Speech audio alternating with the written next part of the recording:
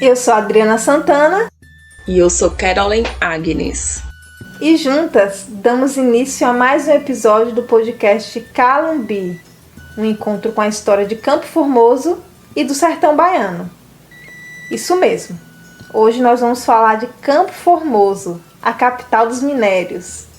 Assim, daremos início à segunda temporada do nosso podcast, que tem como foco não mais a cidade de Senhor do Bonfim, mas sim os outros municípios que compõem o território de identidade chamado de Piemonte Norte do Itapicuru. Mas, para começo de assunto, você sabe o que é um território de identidade? Vamos descobrir?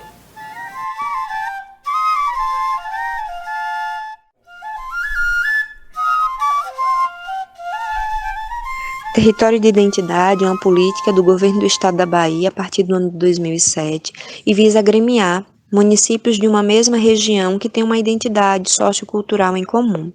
O território Piemonte Norte do Itapicuru é o 25º de 27 territórios de identidade baiano e dele fazem parte 9 cidades: Antônio Gonçalves, Andorinha, Campo Formoso, Caldeirão Grande, Filadélfia, Jaguarari, Pindobaçu, Ponto Novo e Senhor do Bonfim. Esses municípios têm em comum serem abastecidos, em sua maioria, mas não completamente, pelo rio Itapicuru, que tem a nascente numa região que fica próximo aos municípios de Campo Formoso, Antônio Gonçalves e Pindobaçu.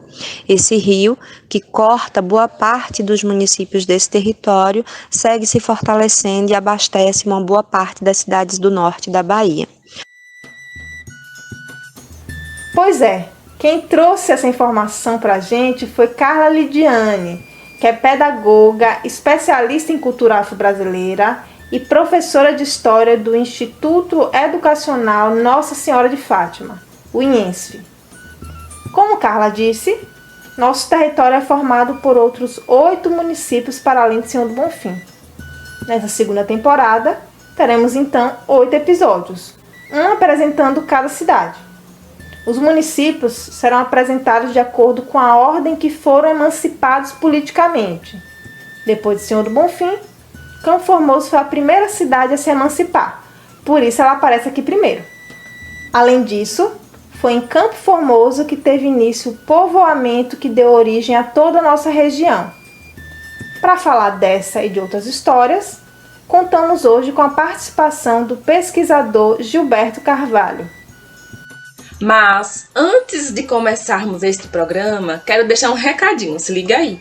O podcast Calumbi já está disponível em todas as plataformas de áudio, como Spotify, o YouTube, o Deezer, o Google Podcast. E caso você queira acompanhar tudo sobre este programa, como os bastidores e mais informações sobre os temas abordados, segue lá nas redes sociais. Nós estamos no Instagram, no Facebook, com o @podcast Calumbi. Um dos arraiais mais antigos da Bahia remonta ao século XVII. Era a missão da aldeia dos Paiaiás, fundada por jesuítas no período entre 1655 e 1674. Foi essa missão, localizada a cerca de 400 quilômetros de Salvador, que deu origem ao território que hoje conhecemos como Campo Formoso. Historiadores indicam que a missão da aldeia dos Paiaiás foi o primeiro núcleo de povoação do norte da Bahia, completando hoje 400 anos de existência. Só depois foi criada a missão do Bom Jesus da Glória, que hoje é jacobina, e a missão de Nossa Senhora das Neves do Saí, que é Senhor do Bonfim. Os primeiros habitantes da região que hoje conhecemos como Campo Formoso eram povos indígenas que residiam em mais de 80 aldeias. Moravam aqui os Paiaiás, os Sopoiás, os Secaquerinhens, os Separenhens Nupãs, os Curupãs, os Tocós e os Quiriris. Hoje nós sabemos da existência dessas aldeias por conta de achados arqueológicos como vasilhames, cachimbos, pote de cerâmicas e pilões de madeira. Esses instrumentos foram encontrados por acaso, em algumas escavações do solo da região. Parte desses povos indígenas eram nômades. Durante o verão, eles moravam nos vales frescos e de temperatura amena situados entre as serras da região de Campo Formoso. Já no inverno, eles migravam para a região do Rio São Francisco, fugindo do frio rigoroso dos grotões e serras. Muitas lutas foram travadas entre os colonizadores portugueses e os povos indígenas, confronto que visava a posse das terras dos nativos. Esse extermínio acarretou no desaparecimento de nações inteiras, genocídio, assim como ocorreu em diversas outras partes do Brasil. Mas aí a missão da aldeia dos Paiaiás cresceu e no ano de 1682 foi elevada à categoria de freguesia, recebendo o nome de Freguesia Velha de Santo Antônio da Jacobina. Como se vê, o Santo Antônio, que hoje é tão comemorado nas festas populares de junho, está presente no município desde os tempos remotos. Já em 1822, a Freguesia Velha passou a fazer parte da comarca de Senhor do Bonfim, ou melhor, da antiga Vila Nova da Rainha. A localidade passou a ser chamada, então, de Freguesia Velha de Santo Antônio da Vila Nova da Rainha. Exatamente desse jeito, esse nome enorme que vocês estão ouvindo. A emancipação da localidade só aconteceu mesmo em 1880. Foi aí que ela recebeu o nome de Campo Formoso. Segundo o dicionário, formoso significa aquilo que é bonito, harmonioso, agradável. E, de fato, a cidade é reconhecida pelos seus lindos campos, serras, grutas e tudo mais que está ligado à natureza. Supõe-se que o nome do município provém do pequeno rio de água doce, que nasce próximo à cidade, chamado Rio do Campo Formoso. Ele nasce no alto da Serra do Sobradinho e, ao descer para o vale, forma uma bonita cachoeira com mais de 20 metros de altura. É isso, não tem para onde correr. Campo Formoso é conhecida pela sua exuberância da natureza. Apesar de estar localizada no sertão, o clima ameno predomina no município, o que também ocorre nas outras cidades do território. Isso acontece porque a nossa região está localizada em meio a uma cadeia de serras. Assim, a exuberância vegetal da região serrana divide espaço com a paisagem marrom da Caatinga. Para continuar no tema das riquezas naturais, precisamos destacar os minerais que são explorados na localidade, que garantiram a ela o título de capital dos minérios. O salitre foi o primeiro grande minério explorado na região. Para quem não sabe, esse mineral é essencial para a fabricação da pólvora. O salitre de Campo Formoso contribuiu inclusive para a criação de munição que seria utilizada na Guerra de Canudos e até mesmo na Segunda Guerra Mundial, ajudando os Estados Unidos nesse último conflito. Além disso, Campo Formoso possui a maior jazida de cromo das Américas, representando de 3 a 4% das reservas mundiais. Lembrando que o cromo é um dos minérios mais usados no mundo, porque ele entra em quase todas as composições químicas industriais. Ele é utilizado na fabricação de ferro, de tintas, de remédios. Também pode ser utilizado para a conservação de alimentos, entre outras funções. Hoje, esse minério é explorado pela Ferbasa, complexo industrial muito importante para a economia do município e que exerce atividades nas áreas de mineração, metalurgia e de recursos florestais. Além do cromo, em Campo Formoso são explorados outros minérios industriais, como o calcário, a calcita, o manganês e o caulim. É claro que esses minérios são importantes e contribuem muito para a economia local. Mas na cidade existe um outro comércio, ainda mais rico, literalmente mais rico. Eu estou falando, é claro, das esmeraldas. Então conta pra gente um pouquinho, Karen, da historinha de como isso começou. E este dia que eu vou narrar é o dia de 1983. Um caçador circulava pelas margens do Riacho dos Piabas, a poucos quilômetros de distância de Ituitiba. foi quando de repente avistou a sua presa. Era um tatu, exatamente o alvo que ele procurava. Mas o tatu, que não era bobo nem nada, percebeu o perigo e saiu correndo veloz, veloz, veloz. Ele se pôs a cavar rapidamente um buraco, querendo fugir do seu caçador. Na fuga alucinada, o tatu jogou grandes porções de terra para fora do buraco. Então, o caçador ficou muito chateado, porque ele tinha avistado a sua presa, mas a sua presa era muito ágil. Mas o que o caçador não esperava era o desfecho final. Perto da entrada do buraco, em meio à terra jogada para fora, era possível distinguir algumas pedrinhas verdes. Pedrinhas estas que o tatu tinha jogado para fora daquele buraco.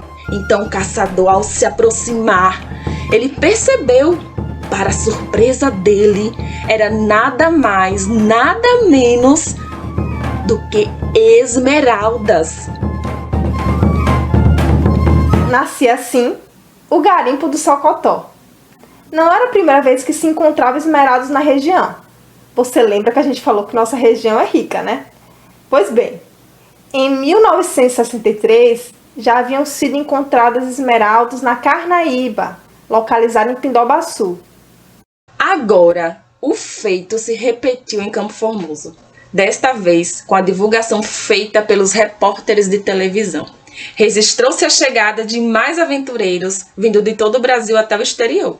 Pessoas de todos os tipos e diferentes lugares formavam um formigueiro humano no vai e vem incessante. Derrubavam árvores, cavavam buracos, construíam buracos e por aí ia. A partir daí, o slogan de Campo Formoso mudou de capital dos minérios para cidade das esmeraldas. Funciona até hoje em Campo Formoso o comércio de pedras preciosas e semi-preciosas, oriundas dos garimpos de Carnaíba, do Socotó e de outros garimpos da Bahia e do Brasil. Essa é a chamada Feira do Rato, que se localiza na Praça Luiz Viana. Essas pedras são comercializadas em estado bruto e lapidadas.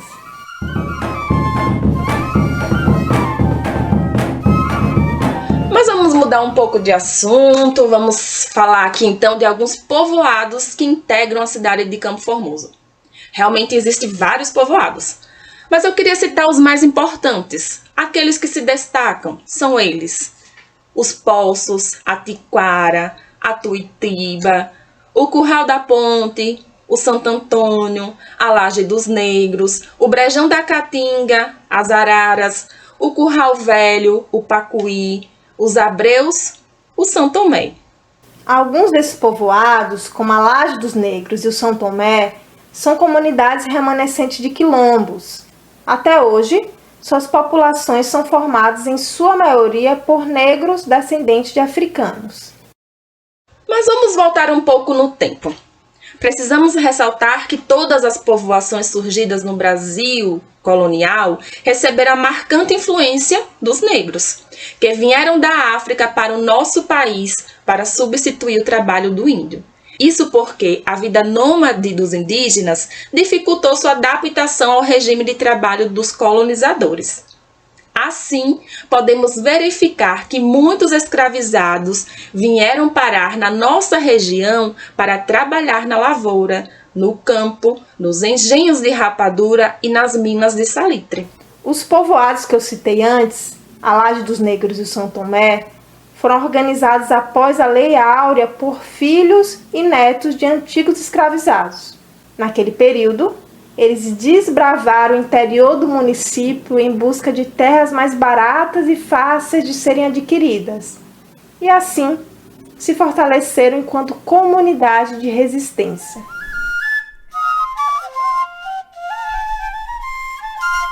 Nós conversamos agora com o historiador Gilberto Carvalho, que escreveu um livro que narra a história de Portugal e do Brasil, incluindo a história da Freguesia Velha de Santo Antônio da Jacobina, atual Campo Formoso.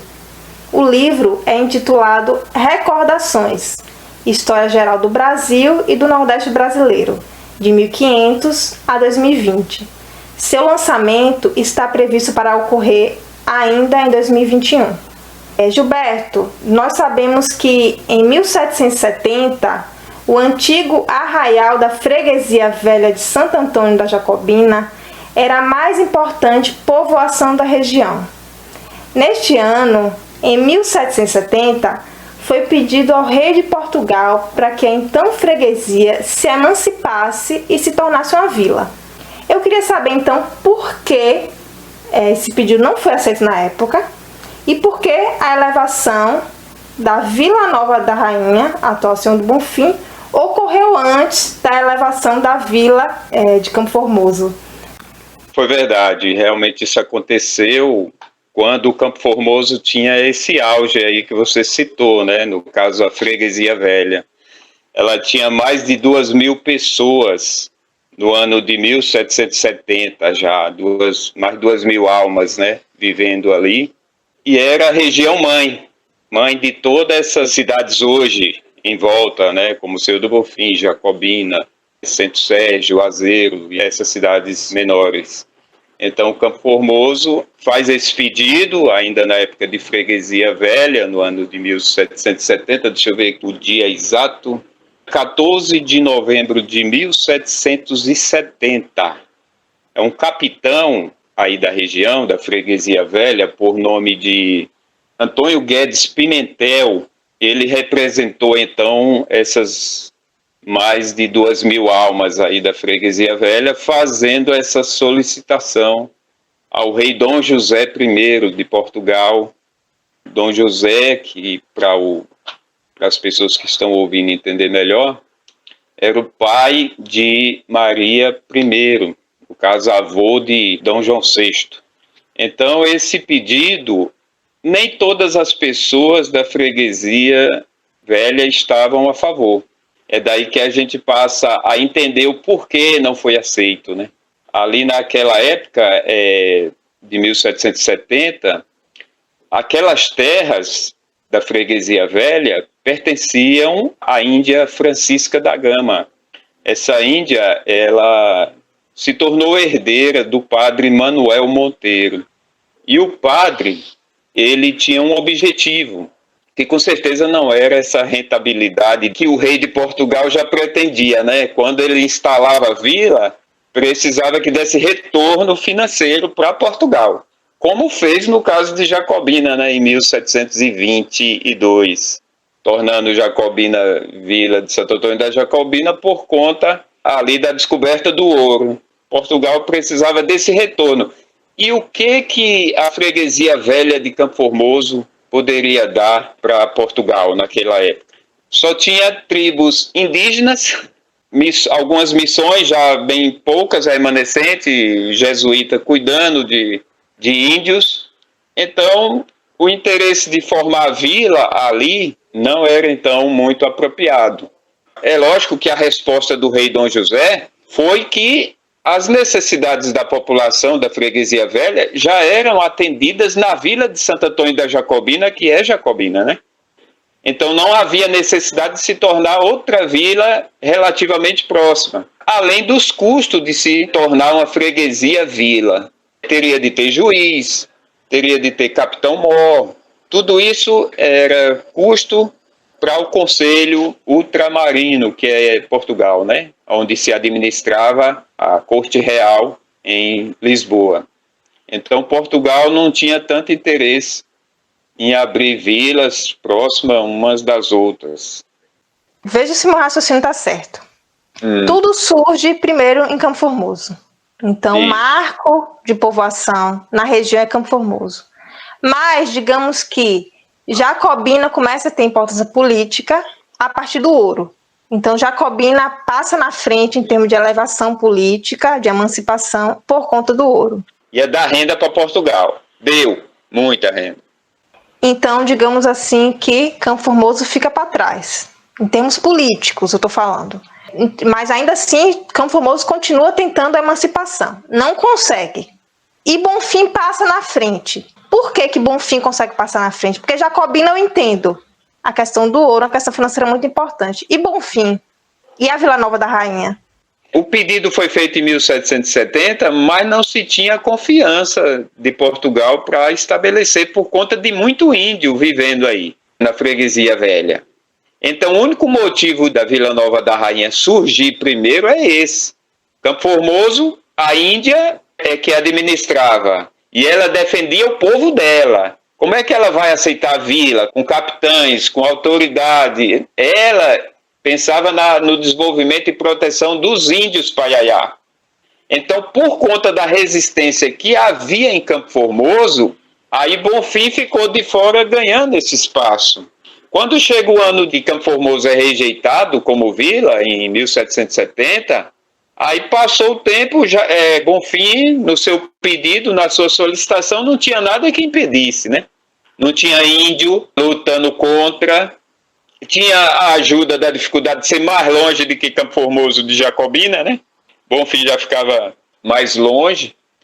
E tinha muitos assaltos da região de Senhor do Bonfim para Jacobina, como tinha também de Campo Formoso para Jacobina, com mortes por causa do ouro, tinha roubo e tinha pessoas sendo mortas na estrada. Então essa preocupação foi colocada para o rei de Portugal, naquele ano de 1799, no caso a rainha já, a filha de Dom José I, para que ela concedesse a vila em Senhor do Bonfim, porque ia ficar melhor para proteger, ia ter a casa da Câmara, ia ter a casa de detenção, e isso ia combater o crime na região. Mas o motivo exato é esse aí. Campo Formoso tinha a família Guimarães em si, o genro dela, o capitão José Ferreira Guimarães, genro dessa Índia, eles não apoiavam que a vila então se tornasse ali perto de tanto índio. Existia os Paiaiá, existia os Pataxós, aí nessa região de Missão do Saí, existiam 80 aldeões de tribos diferentes na Freguesia Velha. Então veja, esse ano de 1770 era um ano assim que os índios tinham muito poder na região ainda. E não dava muito certo colocar vila. E o rei aproveitava essas coisas e dava a desculpa dele, né? Que ia ser custo, ia ter custo alto. E em Jacobina dava para resolver as questões judiciais que eles, da Freguesia Velha, necessitavam, sem precisar formar uma vila.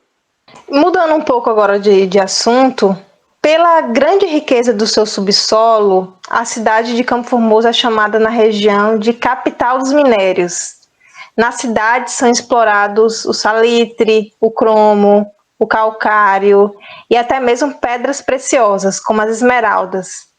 Eu queria que você falasse para a gente um pouquinho qual a importância da extração mineral para o município de Campo Formoso, tanto do ponto de vista econômico quanto cultural. Essa descoberta de tantos minérios, né, fez de Campo Formoso a região dos milhões. O que você imaginar de moeda nesse mundo, Campo Formoso já participou em vendas, né? Dólar, euro, essas moedas lá da Ásia também. Então, é uma cidade realmente que tem uma história que é pouco contada nesse campo, né? Eu pude fazer um trabalho bem detalhado sobre a riqueza mineral da região em si, né? Não é só Campo Formoso, tem Centro-Sé, que tem o cristal, né? Cristal de rocha. Essa região aí também de Pindobaçu, região que tem muito manganês aí, Passeio do Bonfim, essas regiões. Então, é uma região riquíssima, mas, lógico, tudo se concentrou mais em Campo Formoso, né? Então, é uma cidade que fatura muito no mundo ainda, né? Eu não diria só na Bahia, ela é uma das mais ricas da Bahia porque tem uma arrecadação alta de minério. Porém, não tem organização assim para que o município enriqueça mais, devido a tanta extração do subsolo, né? Então tem esse lado aí. O minério deu origem também ao ferro, então que é exportado para todo mundo, para países como China, Japão. O minério aí de Campo Formoso deu origem a outros produtos também, como é esse aí no caso do ferro, né? Então realmente a economia é muito forte. Mas o que Campo Formoso olha disso aí?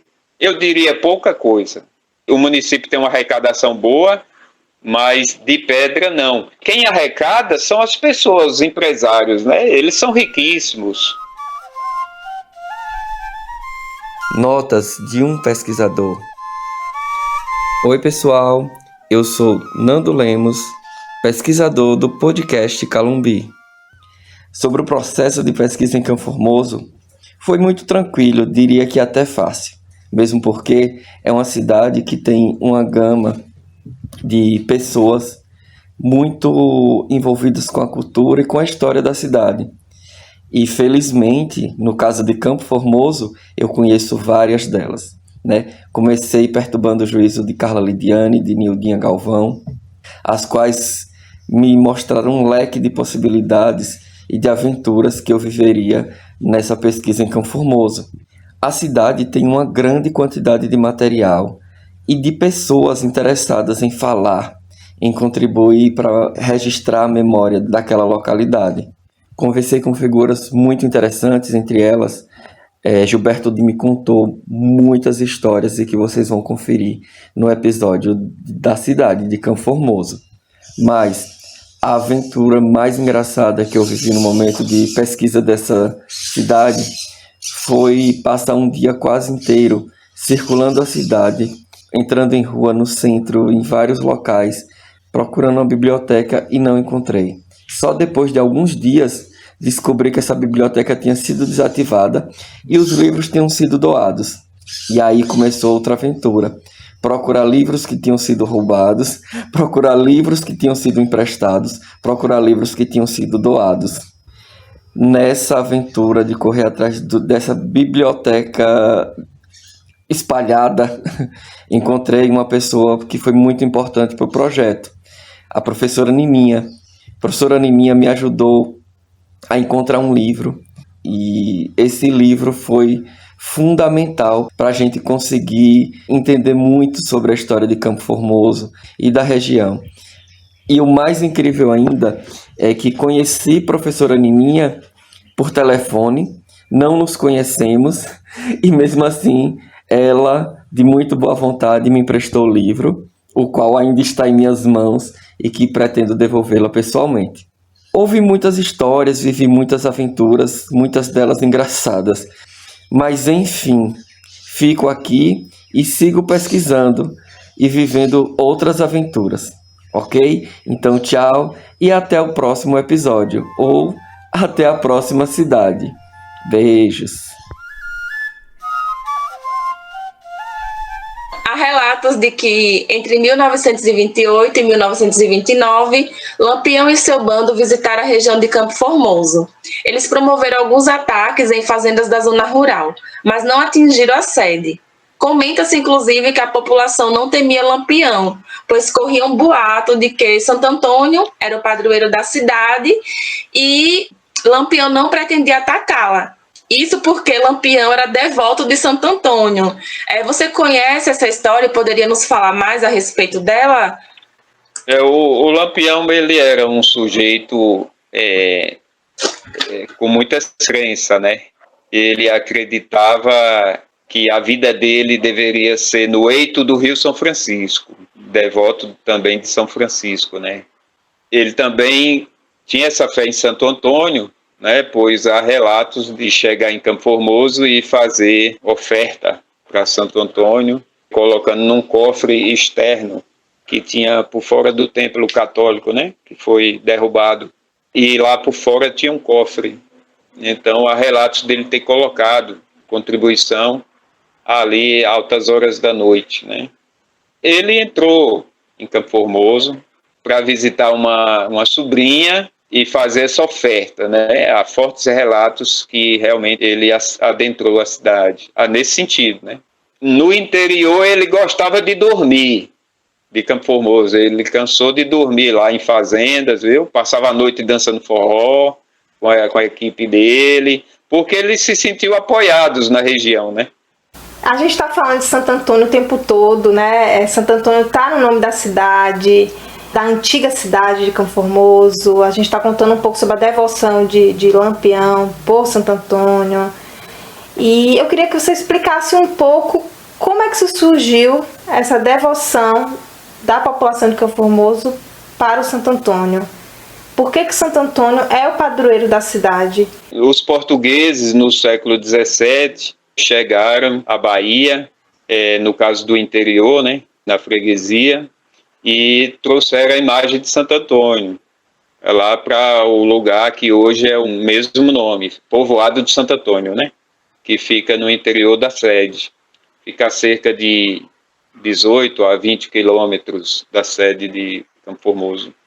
Eles viviam em rancharias no pé da serra de Santo Antônio, no pé da serra do povoado de Santo Antônio, que leva o nome do Santo Antônio, né?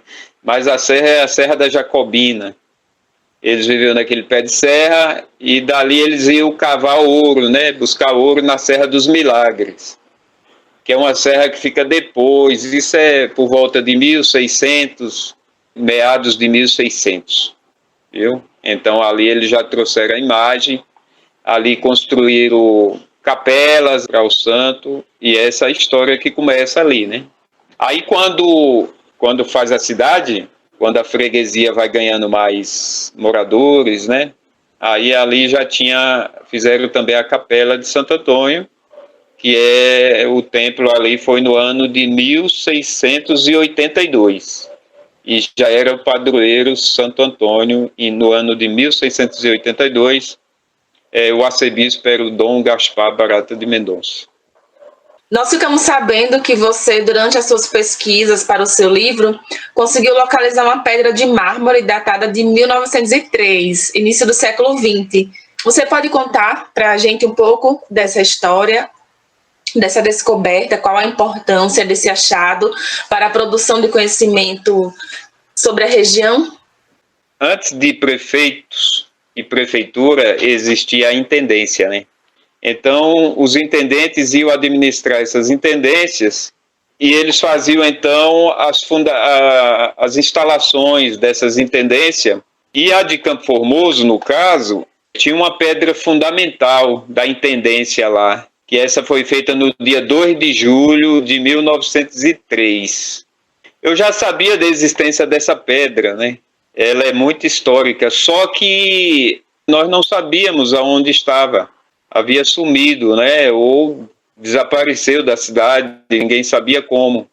Então eu comecei a fazer as buscas, né? Onde é que estaria essa pedra da intendência, a pedra fundamental? A intendência ficava onde é hoje a prefeitura, só que de frente, né? Não é no mesmo local, ela fica na parte de cima da praça onde tem a prefeitura. Então eu saí em busca aí nas histórias, não foi fácil para encontrar. E aí no ano de 2017, eu soube que essa pedra estava numa fazenda da região da Puxadeira, próxima à Puxadeira, em Campo Formoso, e que as mulheres lavavam roupa em cima de um pedaço grande dela. Estava nessa roça e que eu tinha que ir até lá, né, para conversar, mostrar o valor histórico. Então foi solicitado a essas pessoas que lavavam roupa que pudesse ceder aquela parte da pedra, né? E aí foi informado que tinha mais pedaços na roça. Então foi encontrado os 4 pedaços que estavam espalhados. Essa pedra ficou na minha casa durante uns 90 dias. A gente juntou esses pedaços e ficou estudando a possibilidade de colar essa pedra de mármore, né? Visto que é mármore. E ela tem 1,20 m arredondado, né?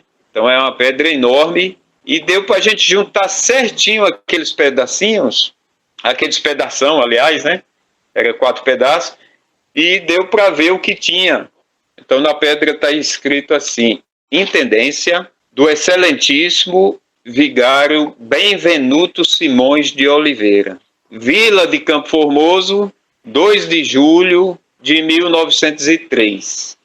Então é uma pedra muito histórica, devido a não só a escrita dela, de uma forma muito antiga, bem bonita, como também a citação de Campo Formoso como vila, né?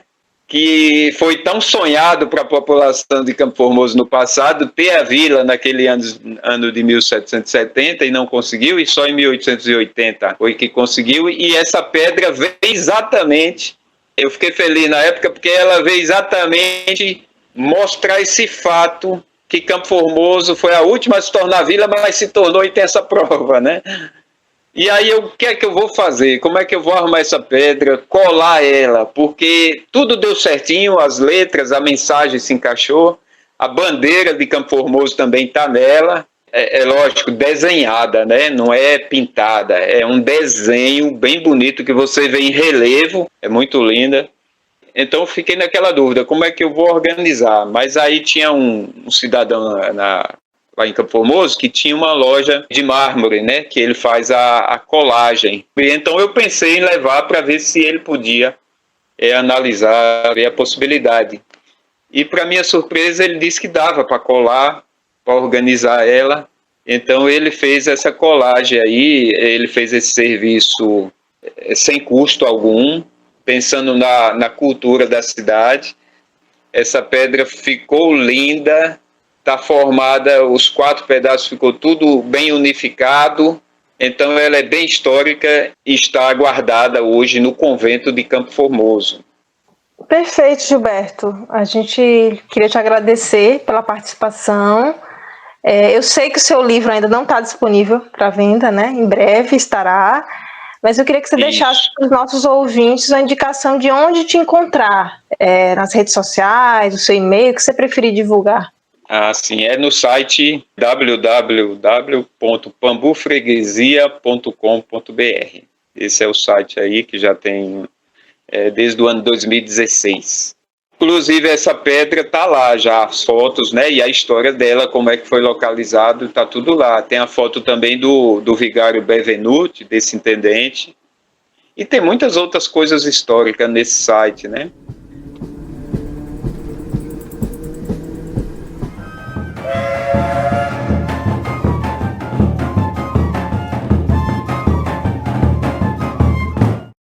E hoje a gente estreia um novo quadro no programa. Ele se chama Estação dos Ouvintes. O objetivo desse quadro é acolher as contribuições dos nossos ouvintes, que mandarão sugestões, críticas, elogios, observações, ou seja, colaborações diversas para o nosso podcast. A gente acolhe hoje uma observação, na verdade 3 observações de Alex, da página Minha Cidade, Senhor do Bonfim. Alex já é um colaborador do nosso programa. No episódio sobre o São João, episódio 2 que a gente lançou, a gente contou com a pesquisa que ele fez para a sua página, que é muito importante para resgatar vários fatos históricos da nossa região, né? Essa página dele se chama Minha Cidade, Senhor do Bonfim, e está tanto no Instagram quanto no Facebook. Então, ao ouvir o nosso episódio 2 sobre o São João, ele mandou algumas contribuições, que eu acho que merecem ser destacadas aqui. A primeira contribuição dele é sobre a falta de inclusão de alguns nomes das pessoas que participaram dos feitos que a gente relatou no episódio. Ele fala, e com muita razão, que é importante nomear essas pessoas, porque a história, no final das contas, é feita por pessoas, né? Então, nesse episódio, a gente fala que a tradição das barracas nas festas de Bonfim teve início no ano de 1968, mas a gente não diz o nome de quem começou essa tradição. Interessante ressaltar aqui que isso começou com Caio Martins. A gente tem que dar nome para quem faz as coisas, né? Então, aqui a gente reforça o nome de Caio Martins como quem liderou esse movimento, que depois, em seguida, deu origem ao São João na Praça Nova. Uma segunda observação que Alex fez foi sobre o compositor da música que a gente incluiu no episódio, a música Jingle, do São João de Bonfim. A gente apresentou a música, falou que ela é muito bacana, mas a gente não citou o compositor. Então, hoje, a gente cita, esse compositor é Luiz Moreira, que é um grande compositor bonfinense de forró, ele também merece destaque. E a terceira observação é sobre o termo Capital Baiana do Forró. A gente cita no episódio que esse título foi dado pela prefeitura. Eu brinquei no episódio que era um autoelogio, né? A gente se auto-intitulou a Capital Baiana do Forró. Isso não é mentira, de fato aconteceu desse jeito, mas o que Alex pede é para a gente trazer o contexto da criação desse título. De fato, a prefeitura validou esse nome, mas quem já tinha sugerido esse nome, a ambiência que já existia antes da formulação desse nome, era feita por muitos artistas, pessoas que trabalhavam na indústria do entretenimento, que já recomendavam Senhor do Bonfim como a cidade mais importante de São João da Bahia. Então já tinha um monte de gente falando que Bonfim era a capital baiana do forró. A prefeitura só fez validar esse nome. O que Alex pede é para a gente trazer esse contexto histórico para não parecer que o título capital baiana do forró surgiu do nada, né? Existia uma ambiência, pessoas que já nomeavam Bonfim assim, né? Então, essas são as 3 contribuições que a gente traz hoje na Estação dos Ouvintes. E caso você também queira nos enviar observações, críticas, sugestões, é só escrever para o e-mail podcastcalumbi@gmail.com. Você também pode mandar a mensagem através das nossas páginas nas redes sociais, @podcastcalumbi em todas as redes. Então, gente, eu gostaria de agradecer, nós agradecemos, né, todo esse feedback que vocês estão dando, que deu origem a esse novo quadro, a Estação dos Ouvintes, estamos lançando hoje, e o nosso coração fica imensamente grato, cheio, né, cheinho de gratidão. Então, um cheiro, né, e vamos aqui para o nosso próximo quadro. Nosso próximo quadro, como não podia deixar de ser, é o Pra Render o Assunto, onde a gente indica dicas culturais sobre o tema do dia. E é claro que hoje a gente vai dar dicas culturais sobre Campo Formoso, que é uma cidade incrível que acontece de tudo lá, é uma cidade super artística, então tem muita indicação hoje. Esse quadro ele está muito famoso, pelo que nós estamos vendo aí nos outros episódios, hein, Adriana? O que é que você acha? As pessoas estão adorando, né? Isso é muito legal, fazer essa disseminação desses produtos culturais, né?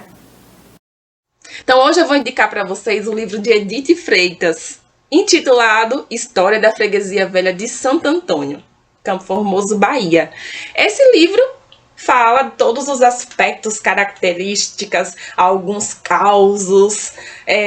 Acredito que se você ler, você vai amar, assim como eu amei. Gostaria de indicar também a página Vivendo Campo Formoso no Instagram, criado por uma de nossas convidadas de hoje, Carla Lidiane. Esse espaço foi criado para compartilhar as riquezas, o patrimônio e as vivências de Campo Formoso. Vale a pena conferir. Hoje eu quero indicar a Asa Produtora, que é uma empresa de fotografia e vídeo de Campo Formoso, mas que atua em toda a região. Eles produzem desde trabalhos mais comerciais, como festas de aniversário e casamentos, até trabalhos mais artísticos, como filmes, videoclipes, fotografia de espetáculos. O trabalho dos meninos é muito bacana. Eles estão no Instagram com @asaprodutora. Eu acho que super vale a pena seguir, porque volta e meia eles postam fotos belíssimas da região, né? Eles tiram as fotos com drones que são incríveis. É realmente maravilhoso. Então, acho que essa é a primeira dica. Eu também quero indicar alguns eventos culturais que estão sendo executados pela Lei Aldir Blanc, alguns eventos culturais da galera de Campo Formoso, né? Porque Campo Formoso, como eu falei antes, é uma cidade muito artística. Bonfim, a gente brinca que todo mundo é um pouco artista em Bonfim, né? E em Campo Formoso não é diferente. Tá todo mundo sempre fazendo alguma atividade. E agora com a Lei Aldir Blanc não seria diferente. Eu queria indicar os trabalhos da galera do Grupo Cultura Arte, que é sempre muito ativo, né? Se vocês seguirem o @Adelma Regina, que é a produtora do grupo, vocês vão ver várias atividades que estão acontecendo, realizadas por esse grupo. Então, vou citar só algumas para vocês entenderem o que eles estão fazendo. Eles estão realizando o projeto Café com Arte, que é um projeto de poesia. Tem também o projeto Hora do Soninho, que é infantil, acho que é super bacana, porque muitas vezes o público infantil não tem atrações específicas, né? Então, esse projeto é específico para as crianças. E tem também uma série de oficinas cênicas que se chama A Expressão do Negro na Cena. Vale a pena vocês aproveitar essa profusão artística dessa cidade e acompanhar essas atividades. Então, nós ficamos por aqui. Tchau, tchau!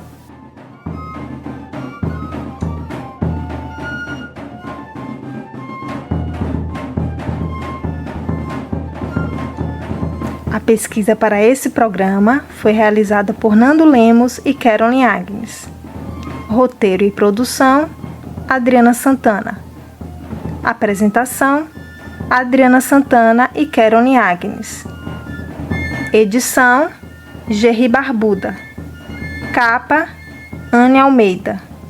Assessoria de comunicação, Lorena Simas. Intérprete da trilha sonora, Grupo de Calumbi de Itiúba. Gravação da trilha sonora, Maicon Dias. A segunda temporada do podcast Calumbi tem o apoio financeiro do programa Aldir Blanc Bahia, Centro de Culturas Populares e Identitárias, Secretaria de Cultura, Governo do Estado da Bahia, Secretaria Especial da Cultura, Ministério do Turismo, Governo Federal.